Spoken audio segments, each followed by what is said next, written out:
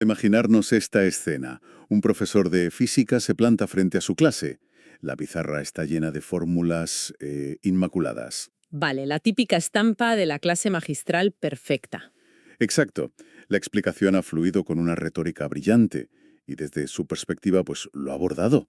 Ha destilado las leyes del universo y las ha entregado en bandeja de plata. Se sentirá triunfante, me imagino. Totalmente triunfante. Pero cuando empieza a recoger sus cosas y levanta la vista hacia el fondo del aula, pues la realidad le da una bofetada. Hay una alumna llorando desconsolada. Madre mía. Y seguro que no llora por la belleza de la termodinámica. Ya ves que no, llora por frustración.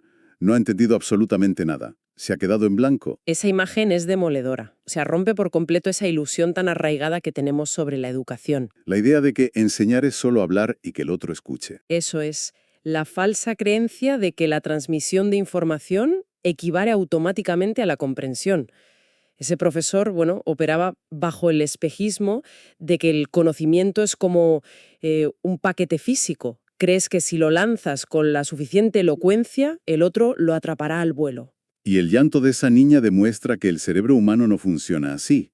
No es como un disco duro recibiendo un archivo. El cerebro necesita asideros, necesita contexto y sobre todo necesita construir el significado por sí mismo. Claro, esa disonancia, ese choque frontal entre la teoría impecable del profesor y la realidad desordenada de un aula es justo de lo que vamos a hablar hoy. Vale, vamos a desgranar esto porque tenemos sobre la mesa un documento que baja al barro para estudiar esta transformación. Es una tesis doctoral muy reciente, de 2024. Sí, elaborada por José Miller Martínez Valenzuela de la Universidad Cuauhtémoc. Exacto. Y la investigación profundiza en algo denominado el perfil del docente investigador, o PDI, tomando como laboratorio vivo la Institución Educativa Técnica Bicentenario de Funza, en Colombia. Un entorno real con problemas reales. Eso es lo mejor. Y el objetivo de esta inmersión en las fuentes de hoy no es hablar de pedagogía en abstracto, es entender una revolución silenciosa sobre cómo el ser humano asimila la información. Se trata de observar cómo pasar de ser consumidores pasivos a creadores activos de conocimiento. Que es algo que, francamente, lo cambia todo. Lo cambia todo para cualquiera, ya sea para quien busca dominar una habilidad nueva, liderar un equipo en el trabajo o simplemente sobrevivir en este mundo saturado de datos. Totalmente. Pero, a ver, para calibrar la magnitud de esta revolución es imprescindible entender de dónde venimos. La tesis nos obliga un poco a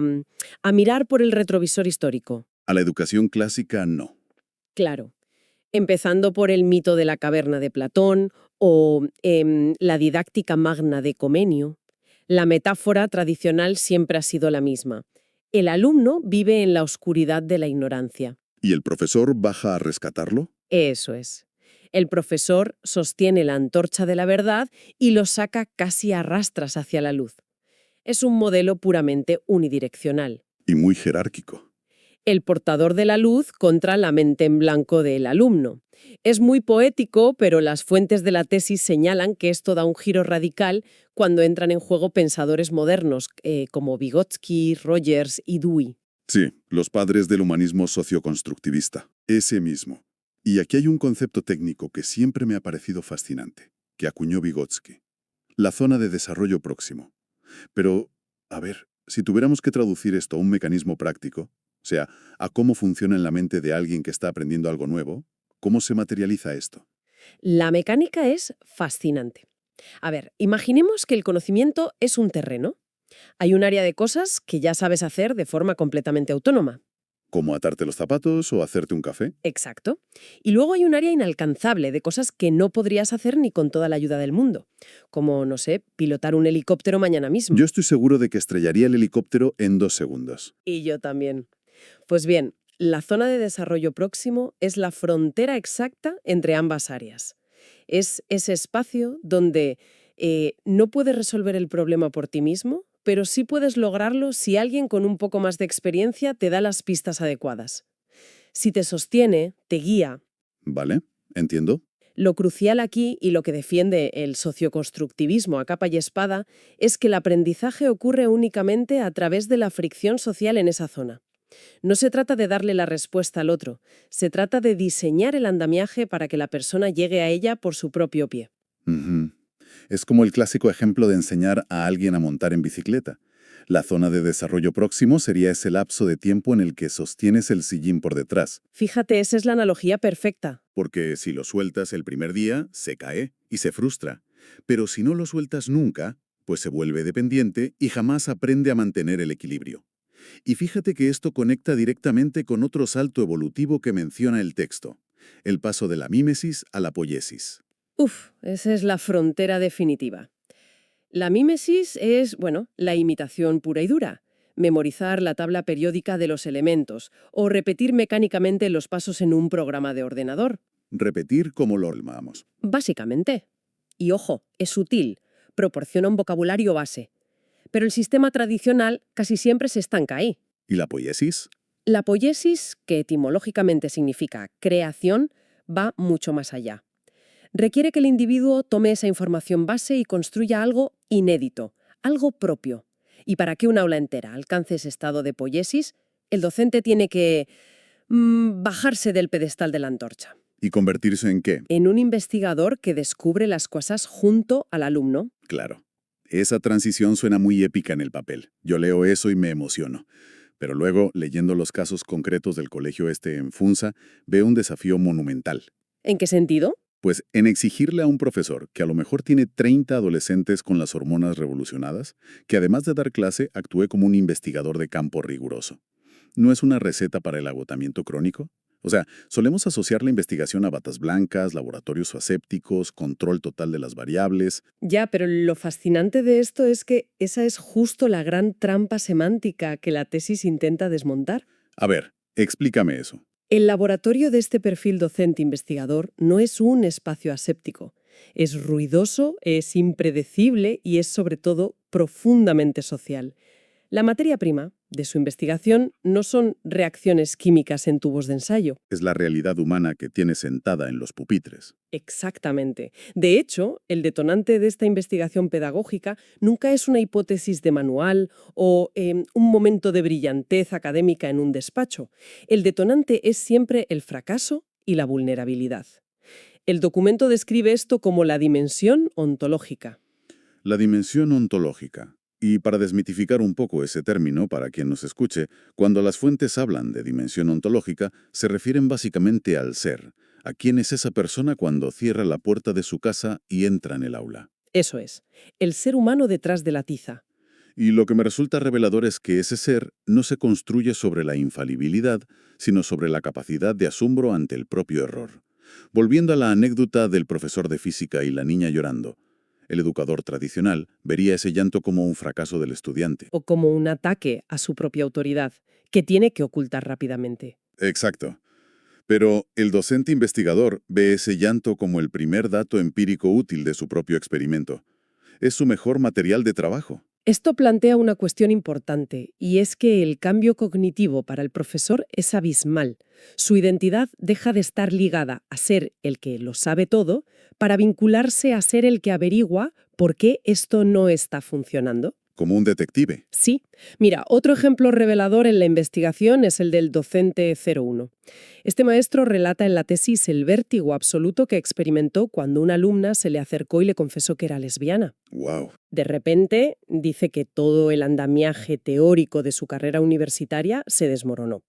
Se dio cuenta de que su formación le había enseñado a impartir un currículo oficial a la perfección, pero no le había dado ni una sola herramienta humana para gestionar la diversidad, la posible exclusión o los miedos reales de sus alumnos. Ese momento de vértigo me parece brillante. Es el equivalente a, no sé, un monologuista en un escenario que suelta su mejor chiste, el que lleva meses ensayando frente al espejo, y de repente se encuentra con un silencio sepulcral en la sala. Es un silencio incómodo, desde luego. Tienes dos opciones. O culpas al público, convenciéndote de que no son lo bastante inteligentes para pillar tu humor, o asumes la realidad, te bajas del escenario, miras quién está en las butacas y reescribes el chiste. El docente investigador es el que reescribe el chiste basándose en la audiencia que tiene delante. Tal cual. Y reescribir ese chiste exige pasar a lo que el documento clasifica como las dimensiones praxiológica y axiológica. Palabras mayores. Suena complejo, pero es sencillo. Es la práctica pura en el aula, la praxis, guiada por un sistema de valores, la axiología. Y aquí los casos de la Institución Técnica de Funza demuestran que las metodologías estandarizadas saltan directamente por la ventana. Y aquí es donde la cosa se pone muy interesante, porque las estrategias se vuelven radicalmente a medida. Radical y literalmente a medida. Hay casos documentados en la tesis que parecen de ciencia ficción educativa. Como el del profesor invidente, ¿no? Sí, el docente 11.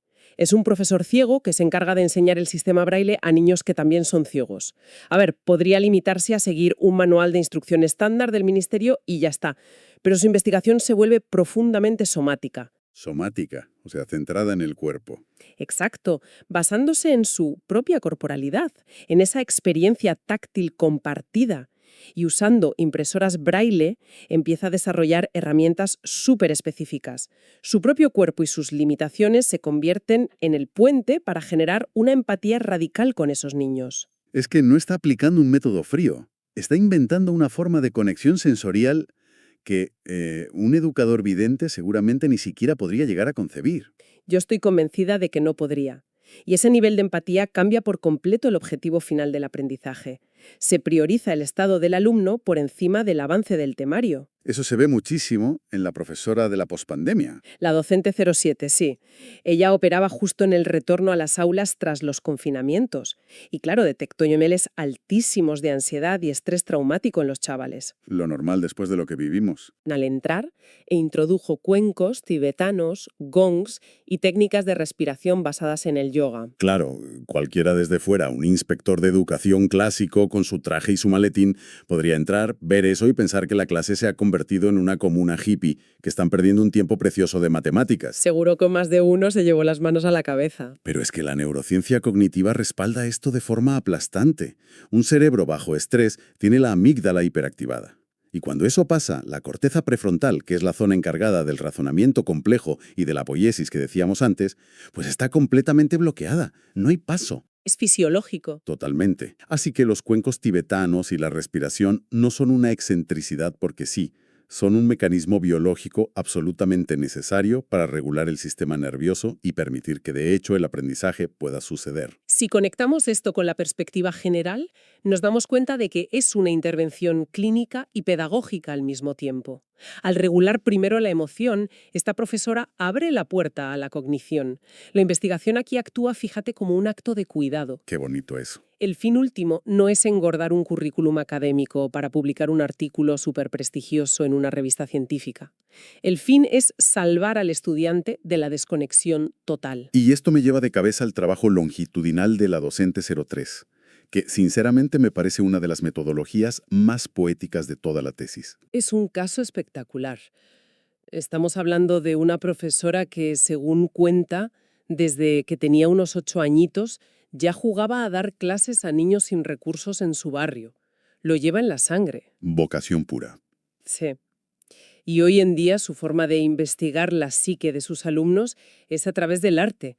Resulta que desde el año 2019 hasta el 2023 ha estado pidiendo periódicamente a sus alumnos que dibujen peces. Dibujar peces. Parece una tontería, pero si analizamos el mecanismo, es como instalar un sismógrafo silencioso en el aula. Porque imaginemos la evolución de esos cuadernos. Tendríamos trazos fuertes, colores muy brillantes y alegres antes de 2020. Y luego llega el aislamiento, el miedo. Exacto, llega la pandemia y de repente quizás los peces se vuelven más pequeños, con colores más oscuros, aislados en la inmensidad del papel en blanco. Y más tarde, al volver poco a poco a la socialización, pues seguramente reaparecen los bancos de peces interactuando, vibrantes. Ella no está evaluando si el niño tiene buena técnica pictórica o si sabe sombrear. Está decodificando las variaciones emocionales de todo un grupo a lo largo de un lustro entero. Es alucinante. Es un seguimiento meticuloso que requiere, pues eso, una observación agudísima. Y demuestra que el conocimiento técnico de la materia que impartes siempre, siempre debe subordinarse a la lectura del contexto. Porque las soluciones no son universales. No se trata de dispensar un paracetamol cognitivo a todos por igual, dando por hecho que curará cualquier síntoma en cualquier niño. No somos máquinas idénticas. Es como el trabajo de un sastre minucioso frente al de una fábrica de ropa en serie. El sastre te toma medidas, observa si tienes un hombro ligeramente más caído que el otro, analiza cómo caminas y entonces te confecciona un traje a la medida exacta de tu fisionomía. Esa es la poiesis del docente. Claro. Ahora bien, todo esto de la empatía radical, la regulación del sistema nervioso y la adaptación artística suena absolutamente fascinante. Pero hay un elefante en la habitación: ¿El sistema? el sistema. La investigación de estos profes no ocurre en el vacío.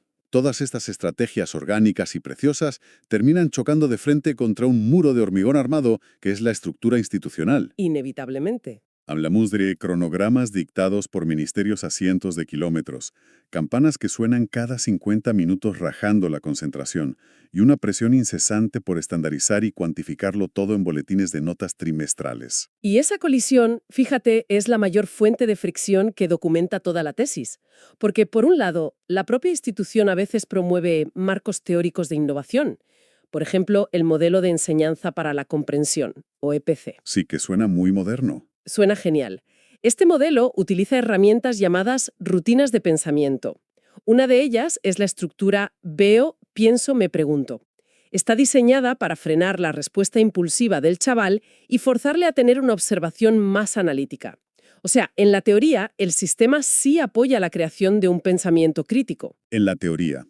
Pero en la práctica, las fuentes recogen testimonios de docentes como el 03 y el 05 que expresan una frustración, vamos, palpable.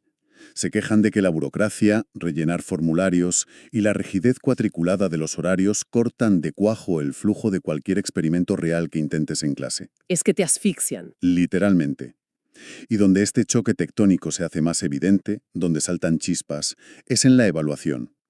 Y aquí entra en juego el docente 13, el ingeniero aeroespacial. ¿Así, el de los cohetas?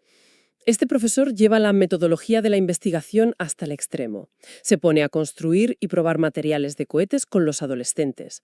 Hacen ensayo, error, cálculo de trayectorias, es física viva y en directo. Suena al sueño de cualquier estudiante de ciencias. Lo es.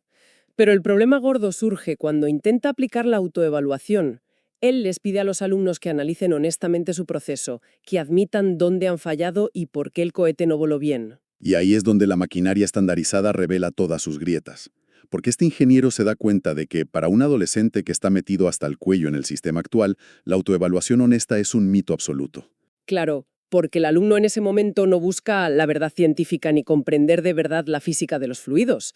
Su instinto pragmático le dice que el único objetivo es ponerse un 8 o un 9 para aprobar el trimestre. Voy a ser de abogado del diablo. Siendo justos, ¿cómo podríamos culpar a ese chaval? Es que no se le puede culpar.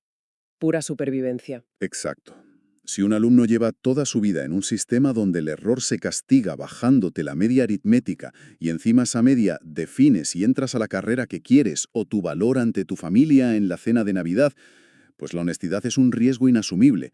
Pasar por el aro es lo único lógico. Es triste, pero es la realidad. Pedirles que se autoevalúen con mentalidad de científico e investigadores como intentar que crezca un bosque salvaje, caótico y lleno de vida dentro de un invernadero automatizado que te apaga las luces de crecimiento a las 5 de la tarde en punto. Las condiciones del entorno penalizan la naturaleza del propio experimento. Es una paradoja tremenda. Entonces, frente a esta parálisis, lo que plantea la tesis para intentar desactivar este conflicto entre investigar y calificar es reestructurar el concepto de la heteroevaluación. O sea, la nota que pone el profesor. Eso es, si el sistema de notas con números es inamovible por ley, lo que tiene que cambiar es la forma de llegar a ese dichoso número. La evaluación punitiva, esa donde el profe es como un juez con toga dictando una sentencia inapelable, tiene que desaparecer. Para dejar paso A una evaluación puramente formativa. El docente 13 utiliza una imagen muy clara en la tesis.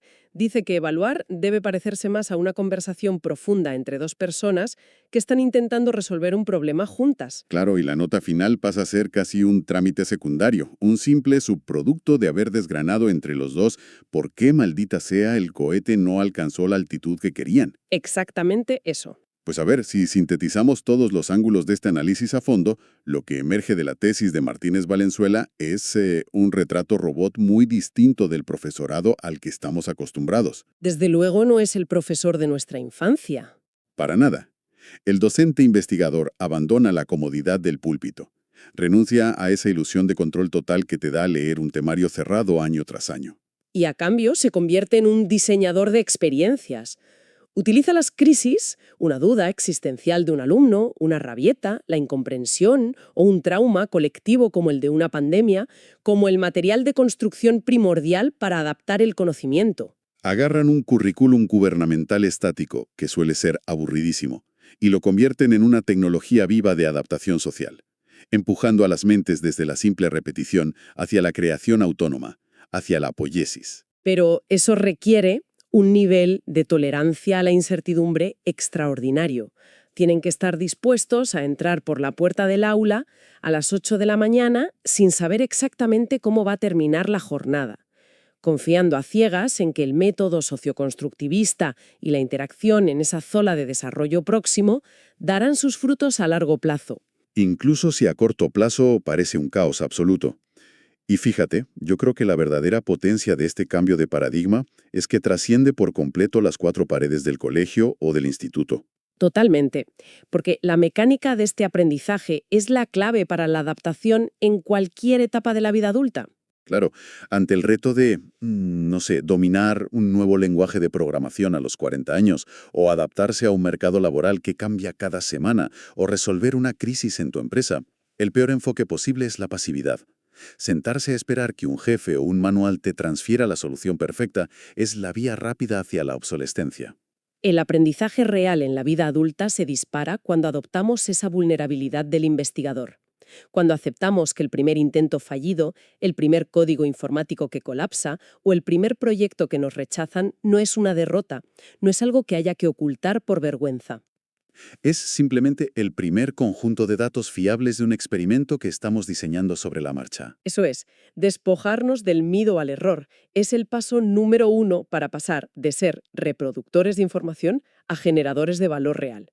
Implica aceptar que el manual de instrucciones rara vez sobrevive al contacto con la realidad y que la verdadera inteligencia está en saber escribir un manual nuevo mientras las cosas están pasando, leyendo el contexto.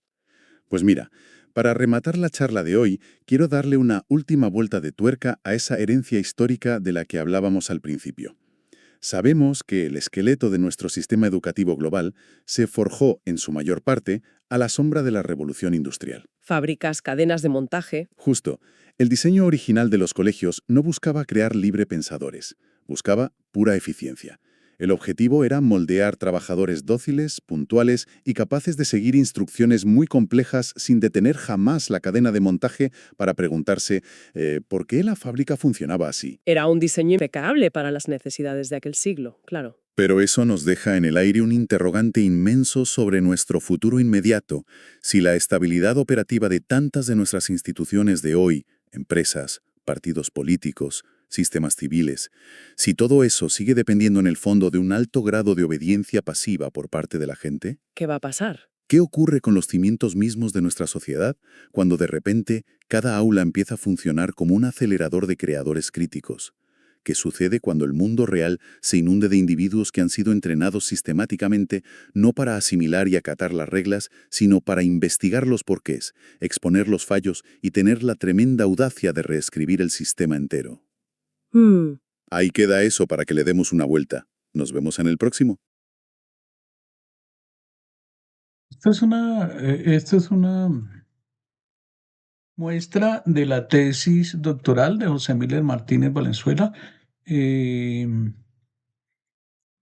Se da las gracias a las personas que participaron en la investigación y especialmente a la doctora Esther Lemus Hidalgo, quien fue directora de este trabajo, que sin lugar a dudas da una visión de ese nuevo docente e investigador que investiga enseñando y vuelve investigadores a los estudiantes.